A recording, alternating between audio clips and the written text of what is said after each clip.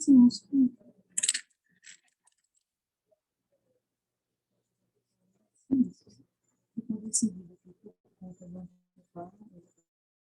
a gente pode falar sem máscara, né? Esse aqui era o objetivo do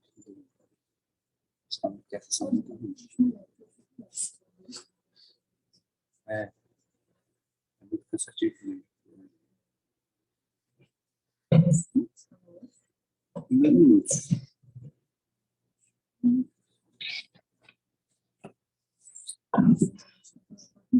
Eu deixei desligado aqui.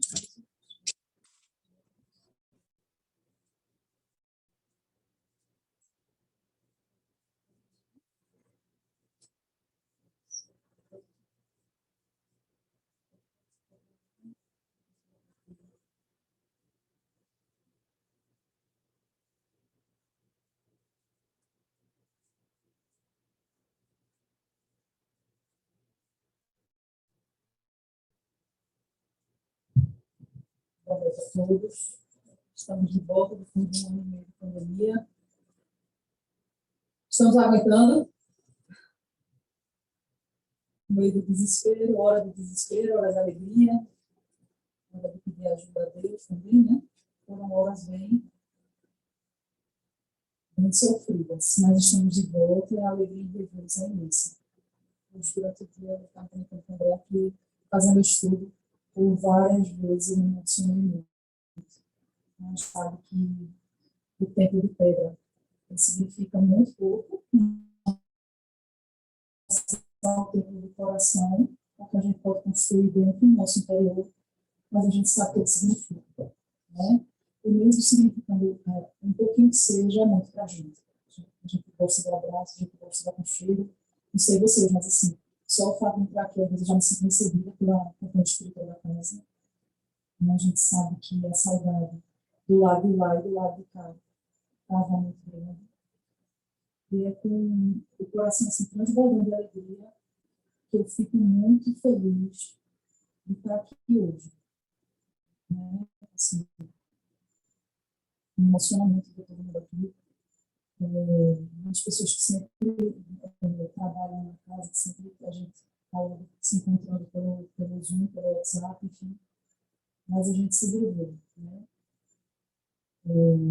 Foi muito difícil, não foi fácil. Não foi fácil para mim, fiquei sem férias, vocês sabem que eu sou mulher, então perdi muito paciente, ganhei outros tantos. Né? Fiquei com medo, igual todo mundo. Teve momentos de chegar em casa, meu Deus. E o pior é o seguinte, né? Eu já tive 17 trocas de jornais. Em 2019 eu tive 2 episódios. Esse um ano e meio de pandemia, eu não tive nenhum abrigo. Para poder pegar uns 15 dias assim de atestado. Não teve nenhum abrigo. Não estou reclamando não, pessoal, pelo amor de Deus. Quando eu chego em casa, tem uma coisa não é isso que eu estou dizendo, né? Mas assim, os 3 espinhos, pelo menos, para a pessoa pegar assim 5 dias, né? Descansar, sem férias, sem nada. E aí a gente começa com uma hora que a gente tira, né? Voltamos ao assunto da casa. Quem quiser trazer água fluida na próxima semana, tá certo? A gente vai fluidificar. O passo vai ser coletivo no final. E vamos começar a nos harmonizar. A mensagem de hoje é bem-aventurados.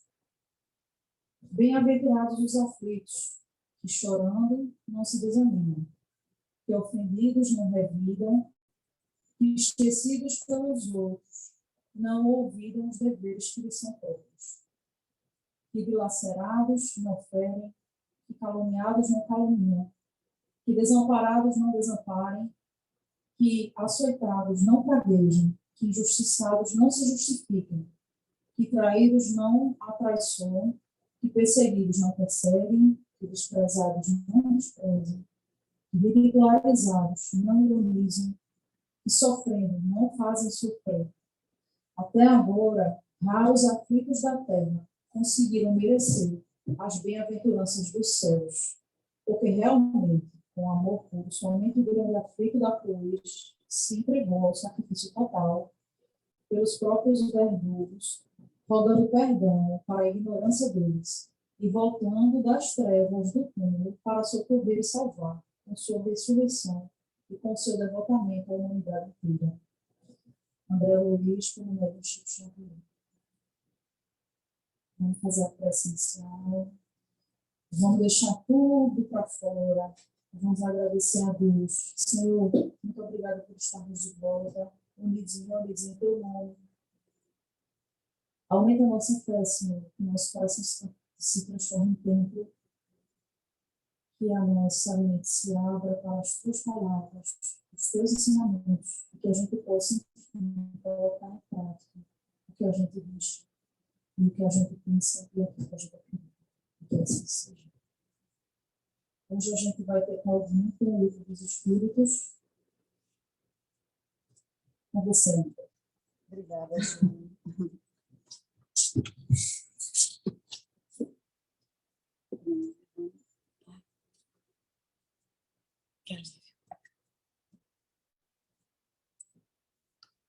Bem, muito boa noite a todos.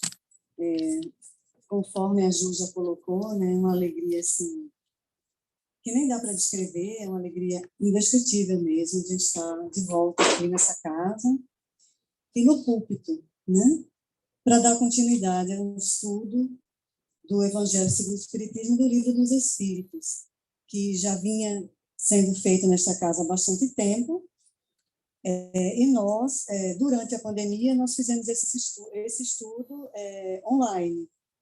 Então, nós, hoje, estamos na parte terceira do capítulo 11 do Livro dos Espíritos, que trata da lei da justiça, amor e caridade.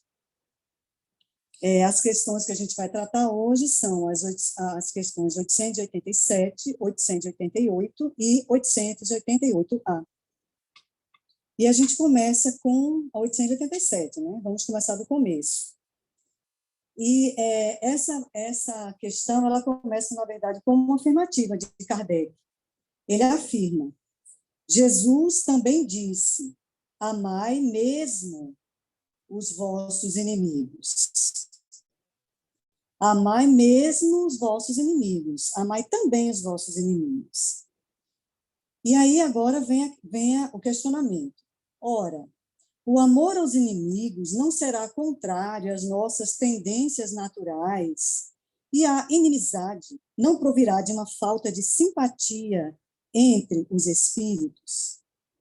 Então, fazendo algumas reflexões sobre essa questão, a afirmativa e o questionamento de Kardec, a gente procurou trazer 2 livros para vocês. Um, A Caminho da Luz, que é este livro aqui.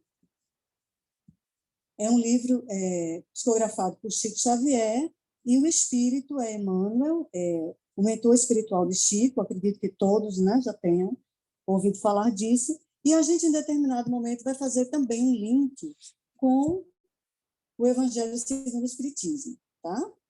Bom, então, por que A Caminho da Luz? Bom, primeiro, a gente tem que avaliar essa questão, né?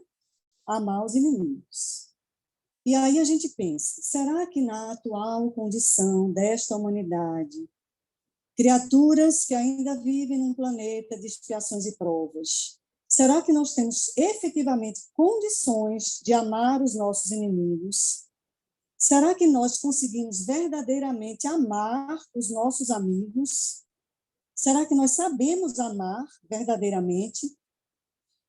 Então, a princípio, parece estranho que Jesus tenha nos pedido ou tenha achado que nós já tínhamos condições de amar os nossos inimigos. Uma humanidade que ainda não sabe amar. Então, por isso, eu achei bem interessante trazer o livro A Caminho da Luz. O primeiro capítulo desse livro, que trata da gênese planetária. E nesse capítulo, né, o Emmanuel, o mentor espiritual de Chico Xavier, ele começa nos colocando para a gente da existência da comunidade, de uma comunidade de espíritos puros e eleitos do Senhor Supremo do Universo, em cujas mãos se conservam as rédeas diretoras da vida de todas as coletividades planetárias. Essa comunidade de seres angélicos e perfeitos, da qual é Jesus um dos membros divinos, ao que nos foi dado saber, apenas se reuniu 2 vezes para decisões relacionadas à organização deste orbe, deste planeta que nós habitamos. 2 vezes.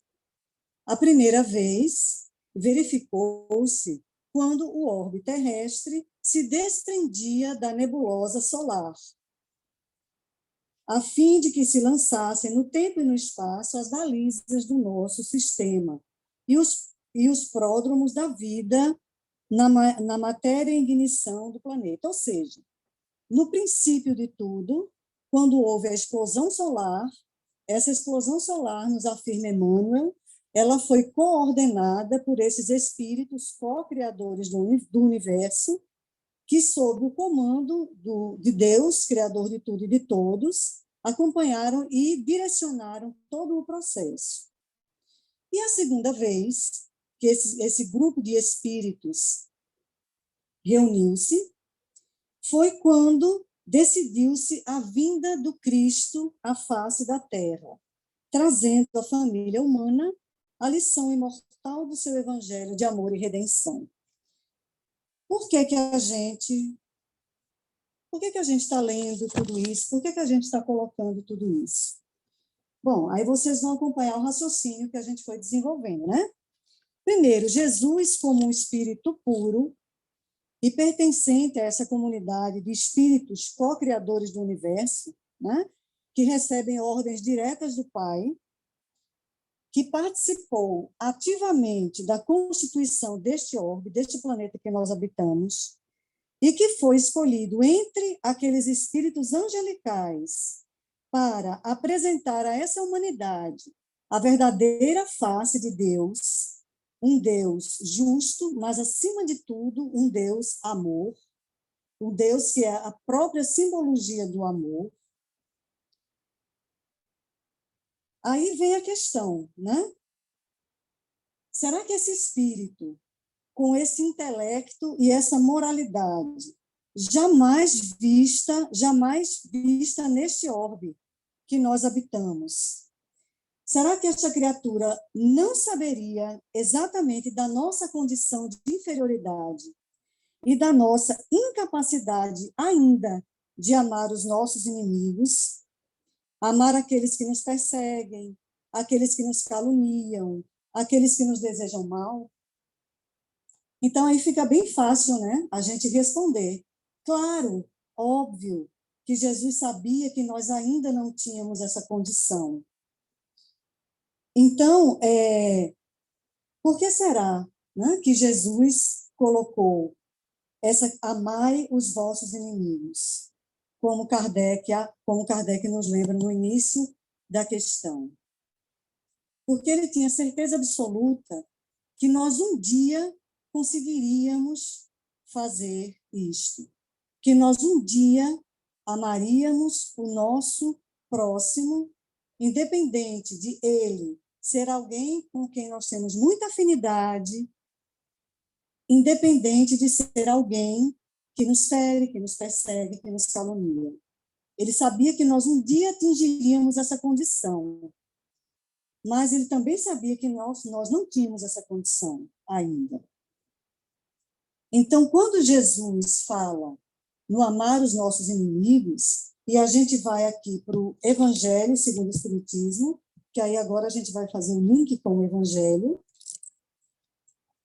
no capítulo, está marcadinho aqui,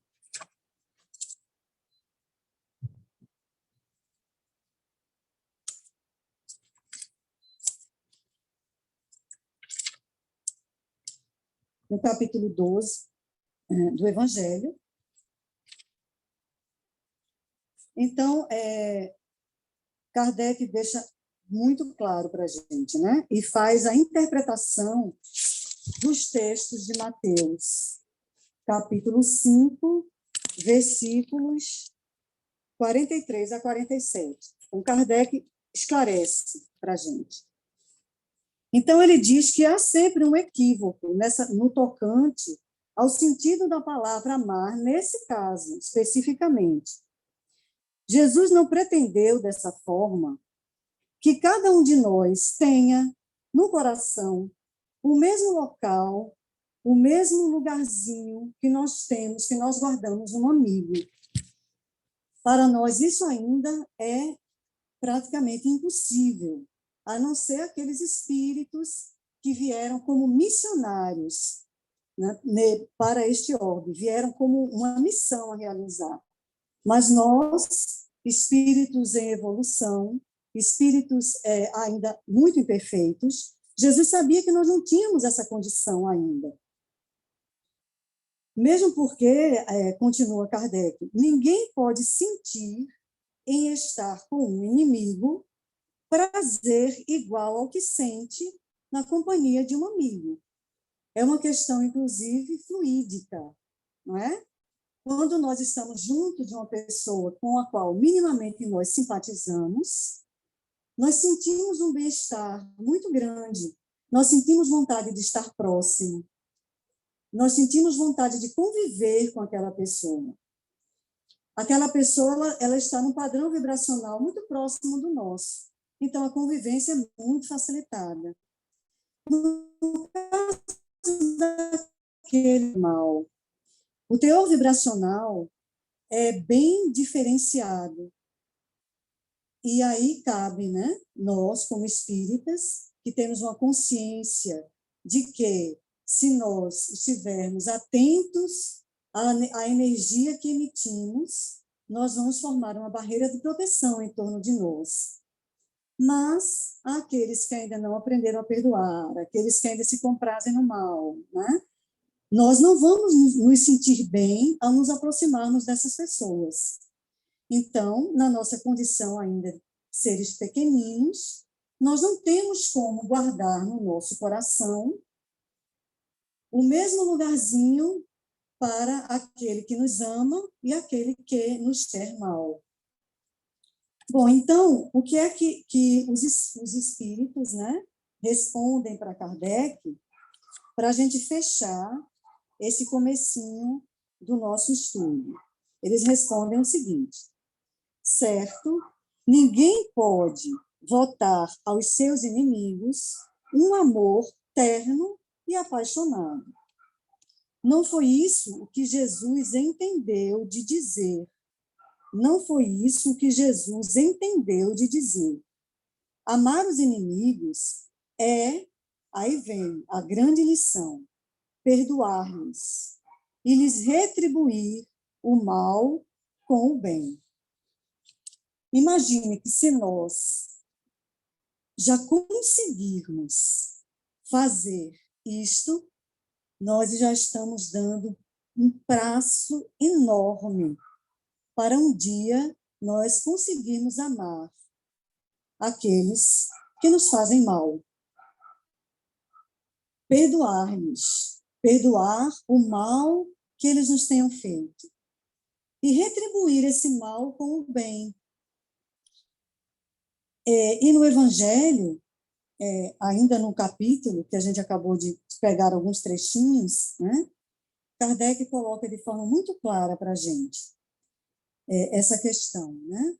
O exercício do perdão e retribuir o mal com o bem.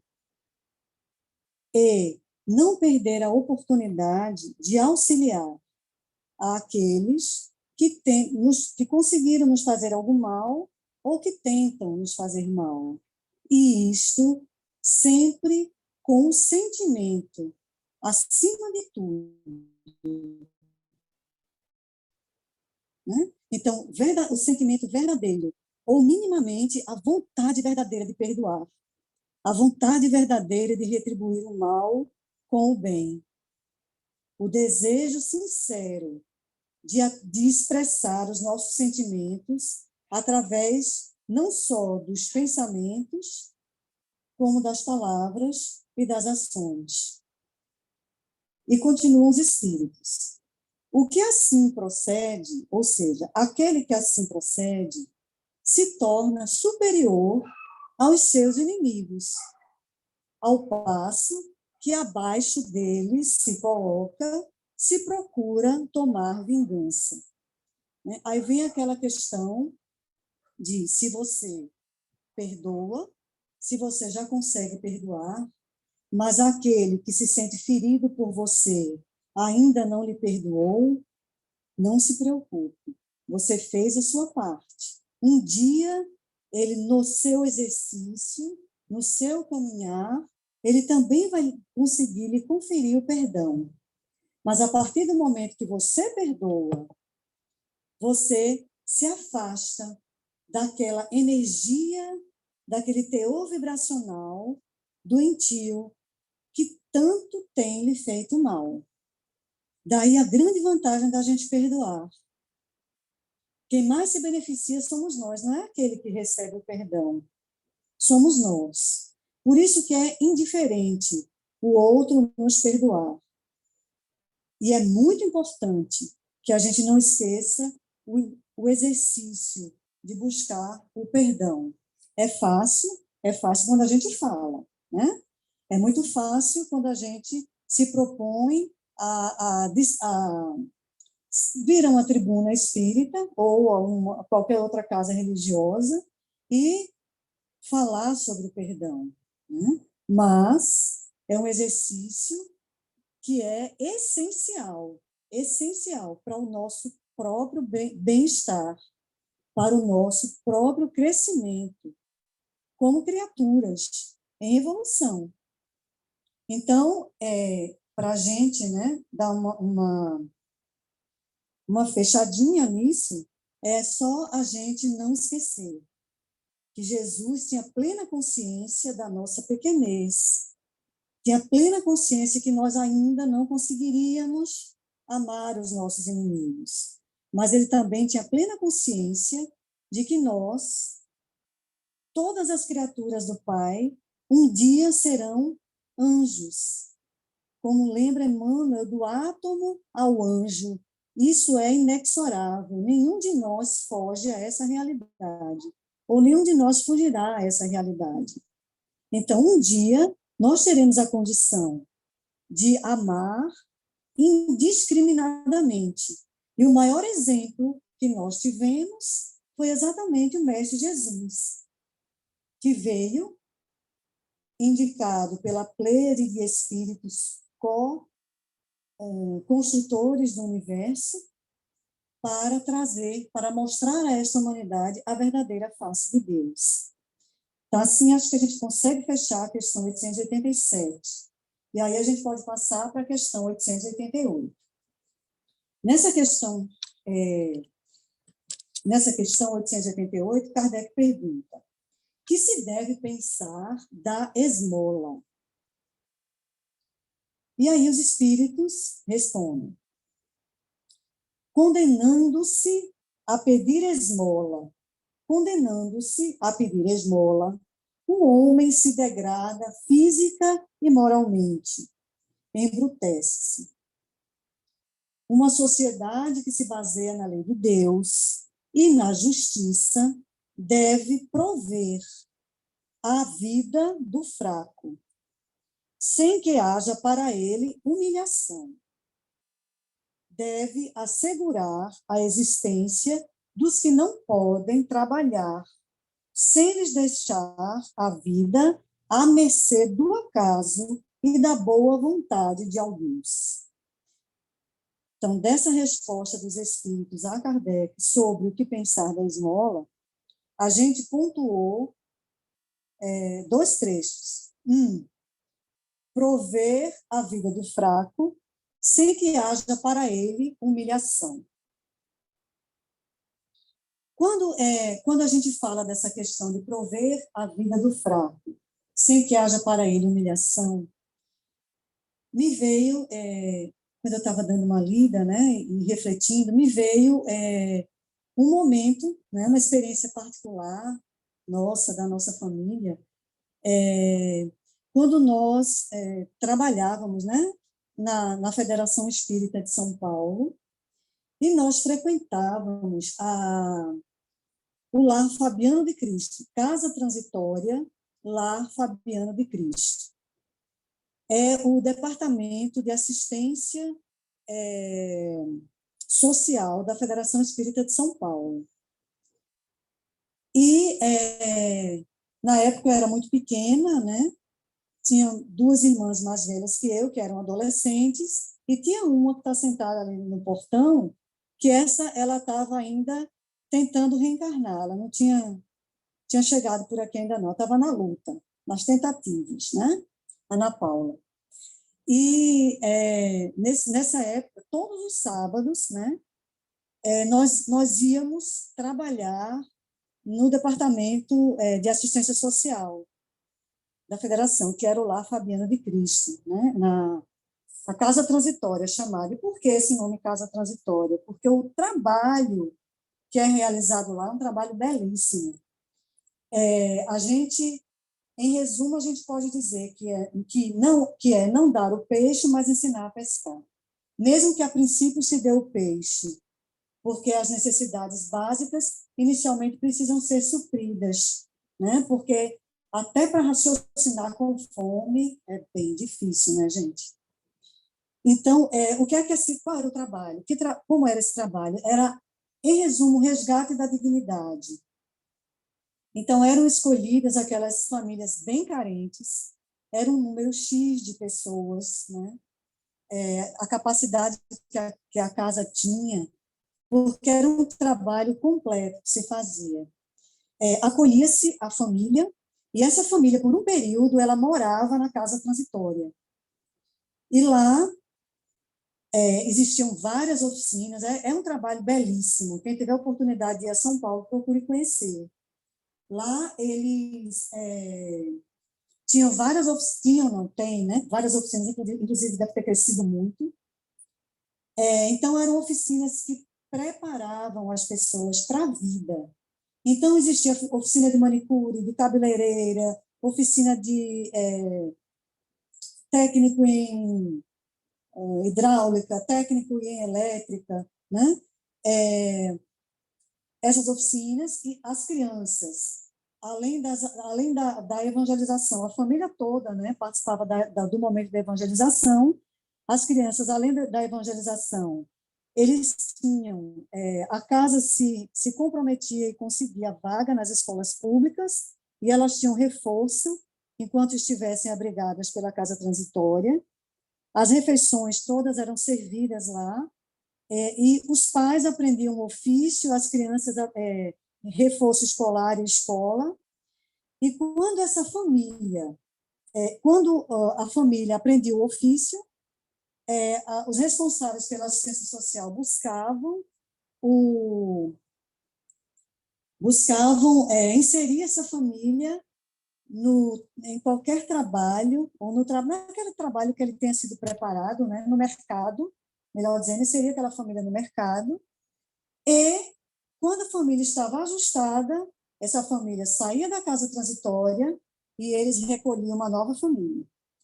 Então, é um trabalho de resgate da dignidade, né? Que é exatamente quando os espíritos dizem se um homem é condenado a pedir esmola, ele se degrada física e moralmente. Isso a gente vê muito.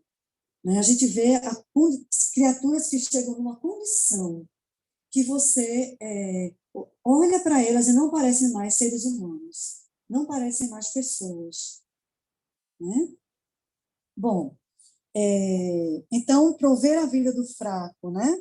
Sem que haja para ele humilhação. Isso a gente coloca assim de uma forma bem clara, né? De forma bem prática. E uma outra coisa que chamou a atenção no texto, a segunda informação, né, que me chamou mais atenção, prover a vida do fraco sem que haja para ele humilhação e assegurar a existência dos que não podem trabalhar, algo que os incapacita ao trabalho, a gente pensa, né? Porque a gente sabe que a lei do trabalho é uma lei divina e que, para evoluir, é necessário que nós vivenciemos essa lei, a lei do trabalho. Também vivenciemos essa lei, né?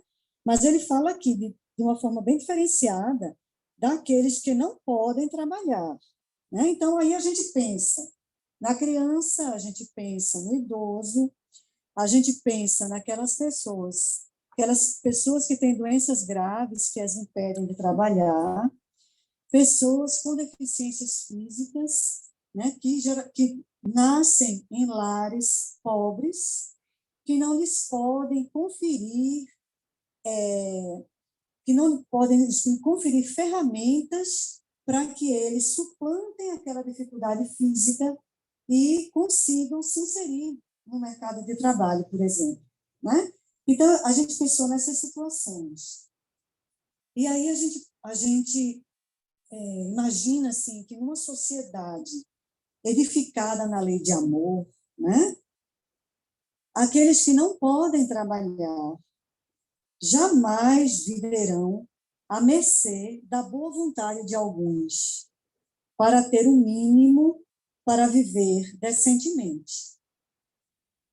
Então, o que é que nós pensamos, o que é que nós imaginamos no mundo em regeneração, né?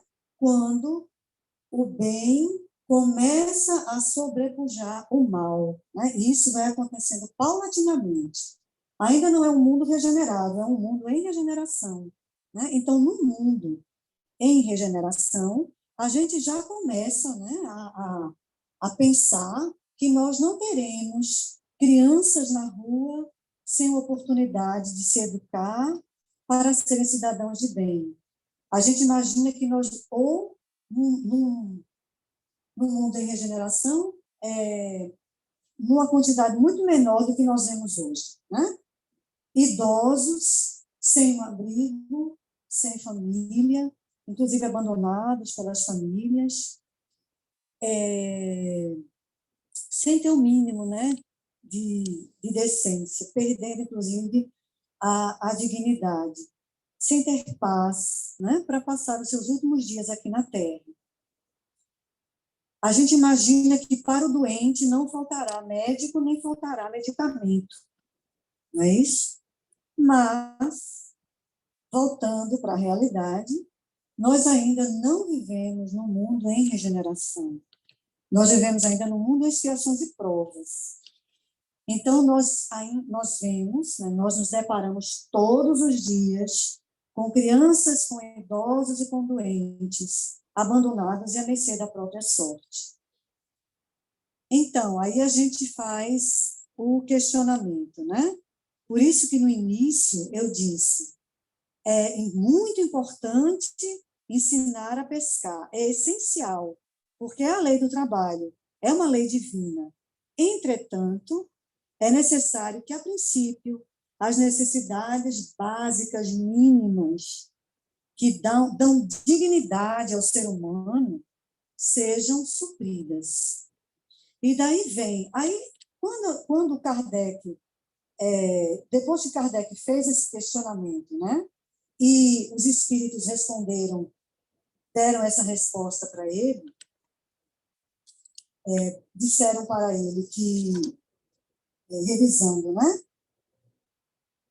que numa sociedade justa, a sociedade provém a vida do fraco, né, sem que para ele haja humilhação. E também assegura a existência daqueles que não podem trabalhar. Mas, se há a necessidade de se suprir minimamente as condições de vida, né, que a gente pensa o quê? Pelo menos 3 refeições por dia, pelo menos um medicamento para quem está doente, minimamente um teto que abrigue a criatura, o acesso à educação, né? Essas questões básicas de uma sociedade injusta, como é a sociedade que nós vivemos hoje, essas questões básicas que são muito injustas ainda. Então, Kardec faz, da questão 888, ele dá uma puxadinha e ele faz a pergunta 888A. Dar-se-á, reproveis a esmola? Ele pergunta aos espíritos, então, não se deve dar esmola? Né? É reprovável, saiu a palavra, é reprovável a esmola? E quem responde para Kardec é o espírito que foi canonizado pela Igreja Católica, por isso ele se apresenta como São Vicente de Paulo. Eu vou falar rapidinho de São Vicente de Paulo, só para vocês entenderem o porquê de ter sido exatamente ele que respondeu essa pergunta de Kardec. Ele foi um padre, desde criança, muito, muito inteligente e muito devoto, de uma família numerosa e pobre. Em determinado momento, ele recebe uma herança de uma viúva que gostava muito das suas preleções. Ele vai a Marselha receber essa herança, e no caminho, na volta, o navio onde ele viajava é abordado por piratas, ele é preso, é feito prisioneiro e é vendido como escravo. Então, ele passa por todas as agruras de uma vida de escravidão que vocês possam imaginar, né? Depois, mais assim, rapidamente, ele consegue a liberdade dele, volta para a sua cidade natal, continua, né, o seu trabalho como padre, e ele foi considerado o padre mais caridoso da sua época. E ele foi um dos poucos que se preocupou com os prisioneiros. Ele fazia um trabalho belíssimo social, e ele fez questão de, nesse trabalho, engajar aqueles que viviam prisioneiros e que não tinham apoio nenhum da sociedade para se redimir, né? Então, é exatamente ele, esse espírito, que dá essa resposta para Kardec. E ele diz assim, não, o que merece reprovação não é a esmola, mas a maneira como habitualmente a esmola é dada. O homem de bem, que compreende a caridade de acordo com Jesus, ele vai ao encontro do desgraçado, sem esperar que este lhe estenda a mão. Então, quando nós fazemos a caridade realmente, nós identificamos a necessidade, porque nós estamos atentos ao outro, estamos atentos ao próximo, e nós vamos a ele, sem que haja a necessidade dele se humilhar estendendo a mão para pedir. Ele começa assim, o São Vicente de Paulo. E continua, a verdadeira caridade é sempre bondosa e benévola. Está tanto no ato como na maneira por que é praticado, né? Tanto no ato de dar, como você dá. Duplo valor tem um serviço prestado com delicadeza. Olha aí o detalhe importantíssimo, gente. A forma como você dá. E ele exalta a delicadeza. Se for com altivez, pode ser que a necessidade obrigue quem o recebe a aceitá-lo, mas o seu coração pouco se comoverá. Lembrai-vos também de que, aos olhos de Deus, a ostentação tira o mérito ao benefício. E Jesus foi muito claro quando ele disse, né, para que a gente desse com a mão direita sem que a esquerda soubesse. Então, quando se dá algo a alguém, seja de ordem material, seja de ordem moral, seja o que for, mas esperando o benefício, você já recebeu dos homens aqui o reconhecimento, né? E o coração generoso não espera isso. Só um pouquinho, só mais um pouquinho para terminar, para a gente fechar. Nossa, o meu são 8h30 agora. Mas então, o que é que a gente pode resumir, né, dessa questão aqui? que a esmola não é reprovável aos olhos de Deus, né? Os Espíritos nos deixam muito, muito claro isso. Mas que nós tenhamos a dignidade de identificar a necessidade do nosso irmão, para que ele não precise esmolar, para que aquela necessidade seja, para que aquela necessidade seja atendida, né? Então, assim, acho que de uma forma geral, a gente pode fechar com essa informação. Muito obrigada. E agora, Ju, né, dá continuidade para o Evangelho. Desculpe que meu relógio realmente é pouco atrasado. Por favor, Sozinha, se o Fernando se encarrega de dizer o que a gente precisa, né? Às vezes a gente precisa de mais uma coisinha. O ponteirinho do relógio fica atrasado. Às vezes a gente precisa de mais um minutinho de determinado assunto, porque de outro. Desculpa, e aí é isso que acontece. A minha bolsa está aqui, porque...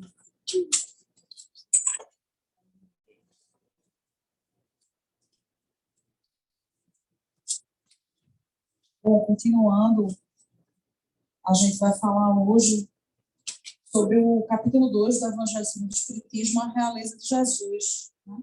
Claudinha já falou bastante na fala dela sobre os espíritos, sobre essa realeza, né? Sobre o espírito puro que é Jesus. Né?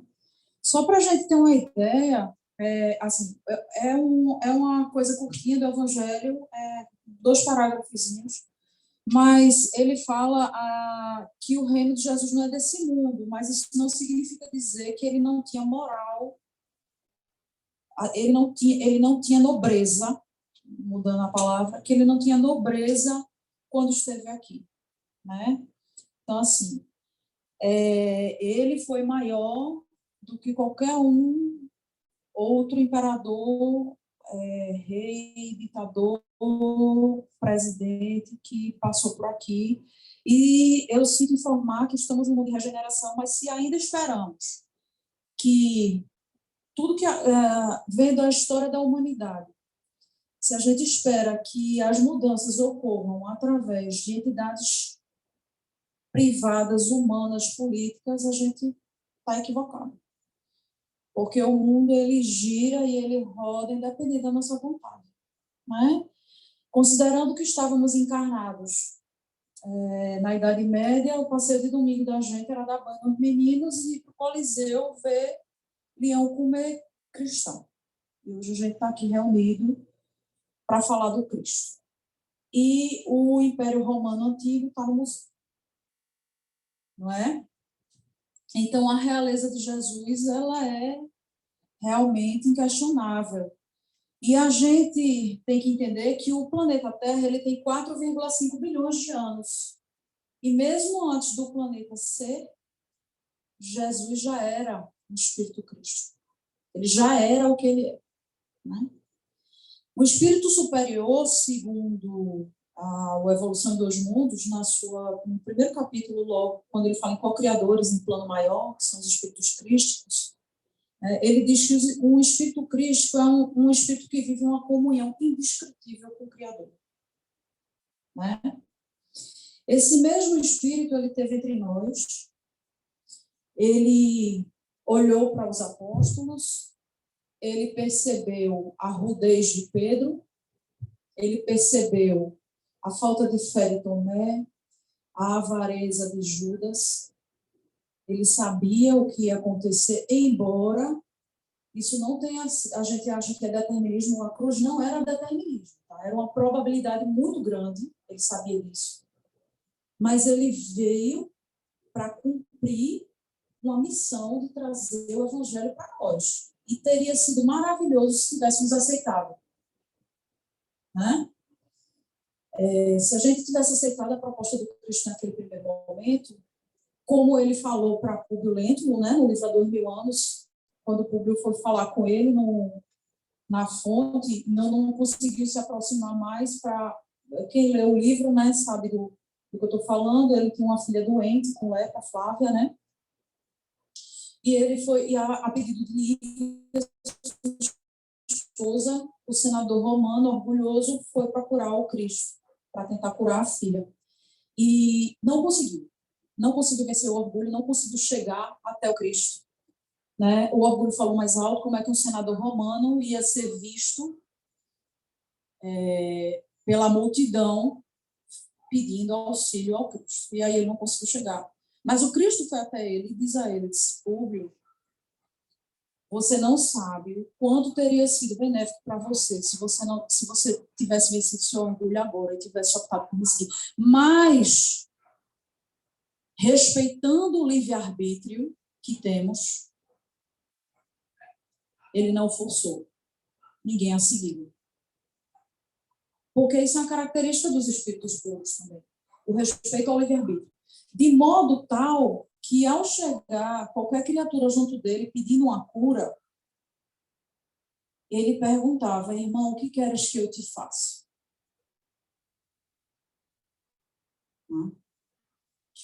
E a gente, às vezes, se pega querendo podar o livre-arbítrio dos outros. A gente se acha no direito de falar sobre o livre-arbítrio das pessoas. A gente está falando do Espírito que olhou para Pedro e perguntou por 3 vezes a ele, porque viu que por 3 vezes seria negado. Pedro, tu me amas? Amo, Senhor. Pedro, tu me amas? Amo, sim, Senhor. Pedro, tu me amas? E disse mais, crê, Pedro, que eu te levarei onde não queiras ir. E levou, né? O destino de Pedro, no final, foi ser crucificado de cabeça para baixo, porque não se sentiu digno de ser crucificado como Cristo. E foi crucificado, mas depois do Cristo, sacrifícios viraram troféus, né? Como a música, né? O Senhor das Estrelas, do time da Vanessa, né? Esse mesmo Espírito que acolheu Maria de Madalena, esse mesmo Espírito que não apedrejou a mulher adúltera, mesmo tendo sido o único a ficar, porque era o único com moral suficiente para fazê-lo. Né? Porque ele disse, quem não tiver pecado, que atire a primeira pedra. Ficou. Quando se levantou, não tinha mais ninguém. Mulher, onde estão os que te acusam? Se foram embora, sim. Eu também não te acusaria. É você poder ter moralidade para isso e respeitar o outro. Né? Esse mesmo Espírito que disse a Joana de Cusa, isso está no livro Boa Nova, quando Joana de Cusa pergunta a ele o que deve fazer, que quer segui-lo, que quer deixar o marido de Joana, todos os tempos da terra são de pedra. Não se iluda, minha irmã. Eu venho, em nome de Deus, abrir o templo da fé viva no coração dos homens. Esse mesmo Espírito Cristo que perguntou a Saulo, por que me persegues? Quando este perseguia seus irmãos. Pessoas, ele já tinha desencarnado, os cristãos participavam de reuniões, e ele desceu do seu pedestal, né? Se fez pequeno para chegar para Saulo e perguntar, Saulo, você está equivocado, por que me persegues? Né? E que ainda mais uma vez, através do mesmo homem, agora já transformado em Paulo de Tarso, que também falava para os gentios, né? E aqui eu faço um adendo, porque gentios não significa gentileza, não é essa palavra. Gentios, naquela época, a época de Jesus, eram pessoas que não eram hebreus, né? Ou de outras pátrias, de outras nacionalidades não hebraicas, eram chamadas por estes gentios. E Paulo foi reconhecido como apóstolo dos gentios por quê? Porque ele era romano. Ele era um hebreu por religião judaica, mas ele era cidadão romano. E ele foi reconhecido como apóstolo dos gentios porque ele falava para todo mundo que quisesse ouvir. Né? E aí transmite uma das mais belas poesias de amor e caridade, que diz que ainda que falasse a língua dos anjos e dos homens, sem a caridade nada seria. Né? Esse homem, ele nos convida o tempo inteiro a seguir. Ele reencarnou não porque merecíamos, porque não merecíamos, ainda não merecemos. Ele reencarnou porque nós precisávamos. E nem sempre a gente tem o que merece, às vezes a gente tem o que precisa. E a gente costuma se revoltar com a vida porque a gente acha que a gente recebe coisas que a gente não merece. Mas a gente não pensa que talvez a gente precise. Né? Esse mesmo homem, quando questionado pelos apóstolos de por que ele ia passar pelo Calvário, ele responde assim: agora minha alma está perturbada. E que direi eu? Pai, salva-me dessa hora? Não. Se para essa hora eu vim. Isso está em João, capítulo 12, versículo 27. E aí eu questiono. A gente ficou perturbado com a pandemia, mas e se a gente veio para essa hora?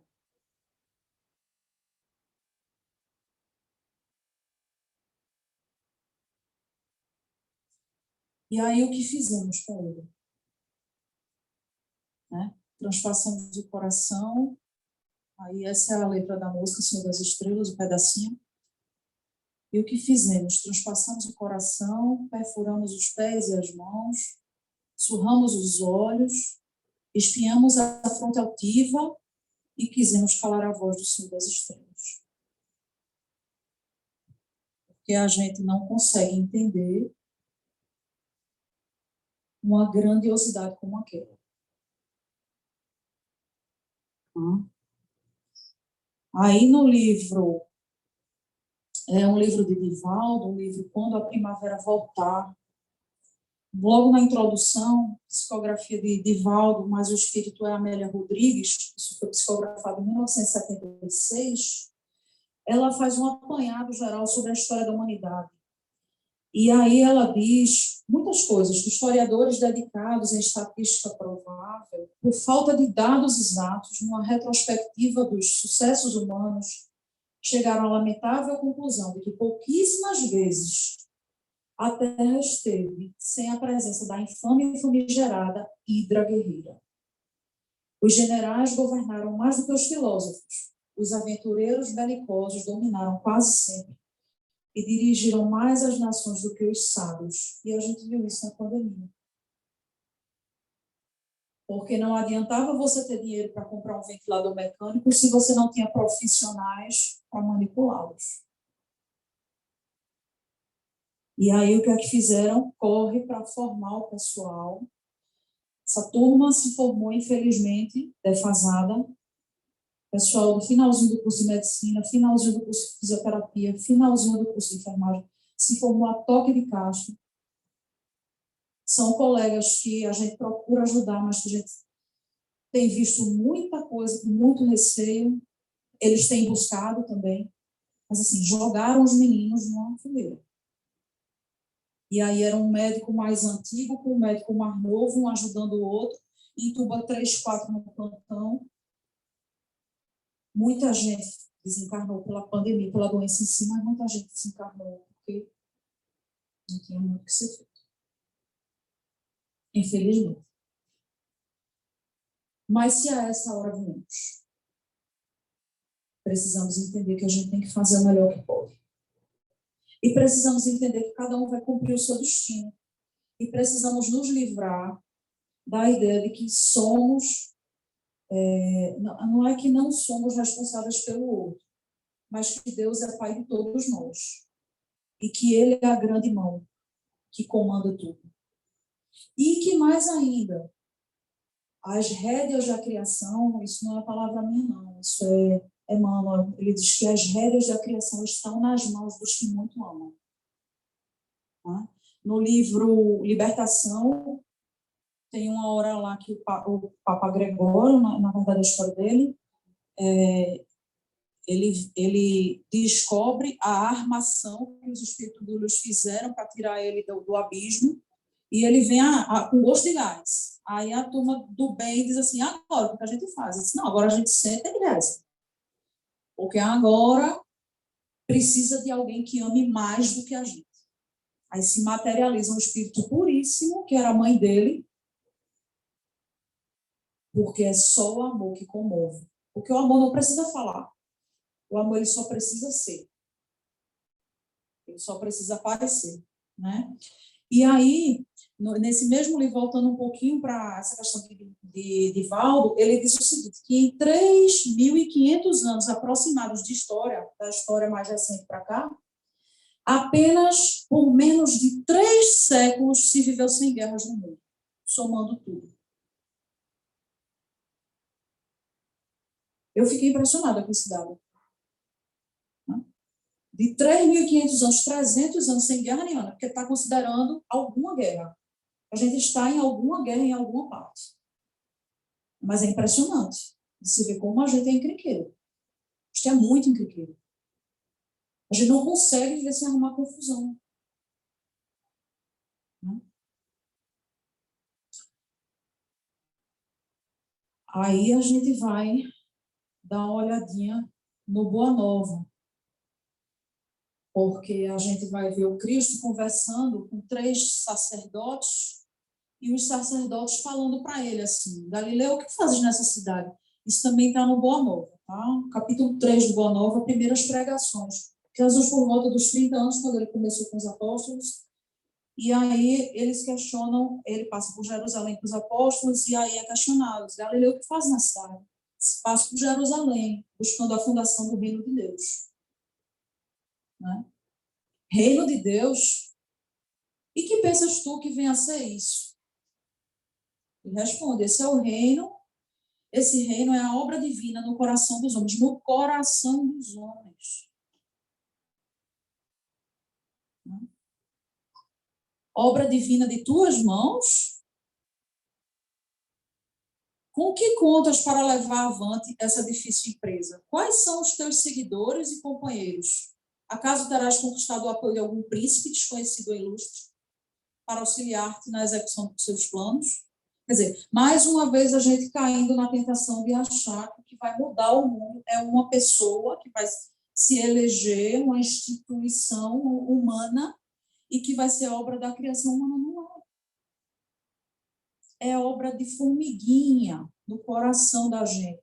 Porque para mover um trem todinho, só precisa de uma locomotiva. Para mover a humanidade, só precisa de um grupo de pessoas, porque o resto, a maioria, Maria vai com as outras. A maioria é multidão. Esse povo aí não vai ser exilado, não. Ele vai seguir.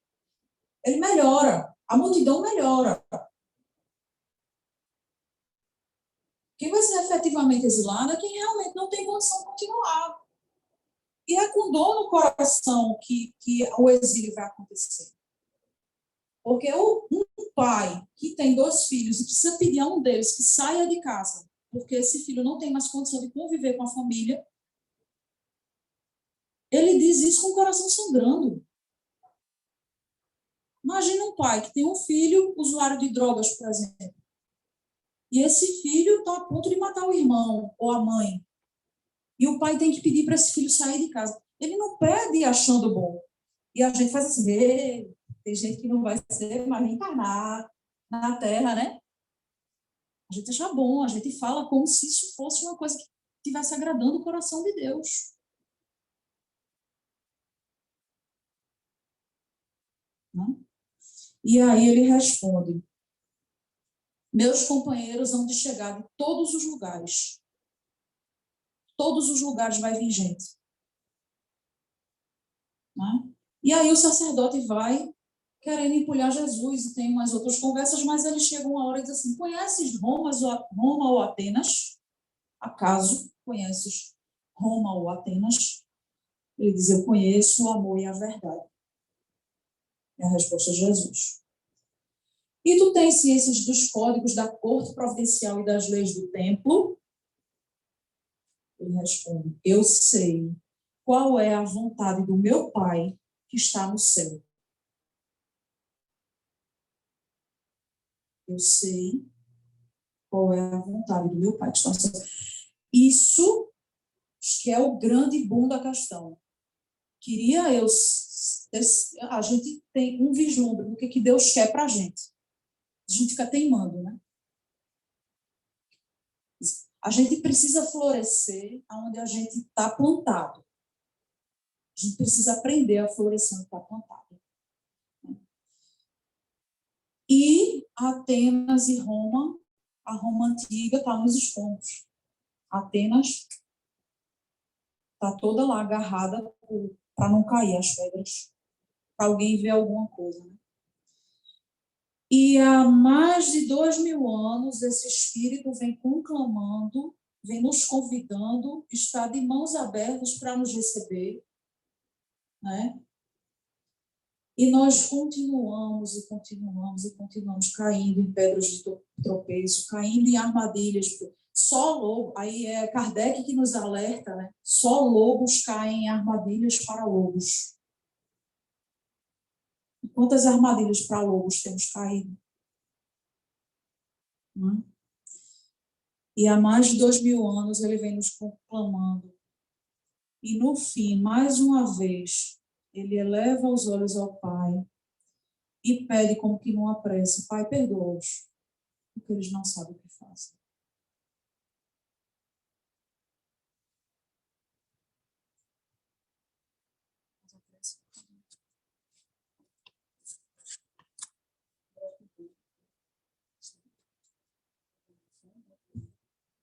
Graças a Deus, e desculpa, eu vou tomar vocês minutinhos para acertar meu relógio.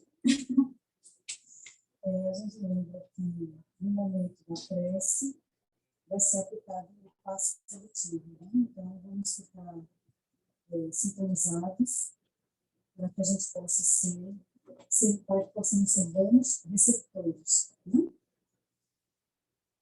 E é sempre bom a gente fechar os olhos para buscar uma maior introspecção e começar sempre agradecendo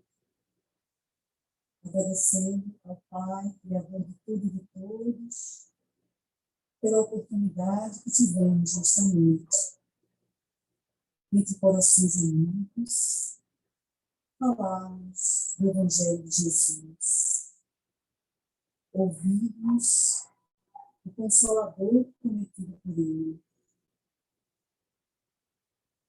e saímos daqui mais ricos do que quando chegamos, com os nossos corações enriquecidos de amor,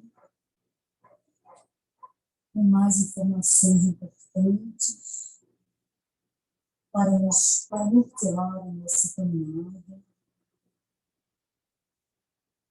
e tendo a certeza de todo apoio, de todo amparo, de todo amor que o nosso Pai devota a cada uma das criaturas que vivem neste orbe e em todo o universo. E as energias positivas, amorosas, compasivas, geradas durante este trabalho, possam ser utilizadas pela equipe espiritual da Fraternidade Espírita de Aldeia, para serem levadas e derramadas e distribuídas sobre todos aqueles que se encontram necessitados, que pedem auxílio para amenizar as dores físicas ou morais. Que todos neste momento possam sentir a presença de amor dos seus anjos guardiães, espíritos protetores, próximos, orientando-os, guiando-os e amparando-os, como é da tua vontade. E assim, mais uma vez gratos, com os corações felizes, pedimos, Senhor Jesus, a tua bênção para darmos por encerrado os nossos estudos da noite de hoje. Assim seja.